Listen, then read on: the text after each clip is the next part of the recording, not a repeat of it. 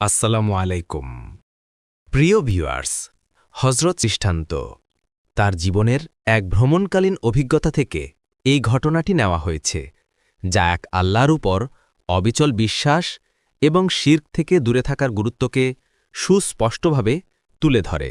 একবার হযরত পথিমধ্যে তিনি এক প্রাচীন নির্জন স্থানে এসে পৌঁছালেন।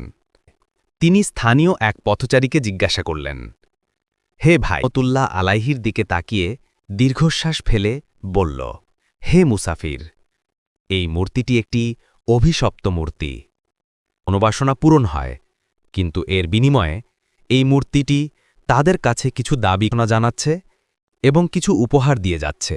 এসব দেখে তার দৃঢ় কণ্ঠে বললেন, হে পাথরের মূর্তি, আমি জানি তুমি আল্লাহর আলাইহি। তখন মূর্তির দিকে হাত না তুলে বরং আকাশপানে দুই হাত তুলে আল্লাহ